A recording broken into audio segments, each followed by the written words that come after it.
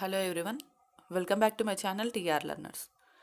మీకు ఇక్కడ 2 పీడిఎఫ్స్ కనపడుతున్నాయి కదా. మనకి లెఫ్ట్ సైడ్లో ఉన్నది టాస్ ఎకనామిక్స్ అనమాట, అంటే ఓపెన్ ఇంటర్ టాస్ తెలంగాణ వాళ్ళది.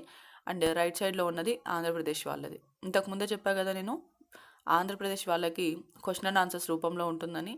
అయితే మీకు క్వశ్చన్స్ ఆన్సర్స్ ఎక్కడున్నాయి, ఫస్ట్ లెసన్ మాత్రమే సేమ్ ఉంది, మిగతా లెసన్స్ ఏవి కరెక్ట్ లేవు అని చెప్పేసి అంటున్నారు కదా. దట్స్ వై ఒక్కొక్క లెసన్ని నేనే చెప్తాను. ఇప్పుడు నేను ఫస్ట్ టాస్ది ఓపెన్ చేస్తున్నా చూడండి. ఇది మనకి టాస్ టెక్స్ట్ బుక్ కదా.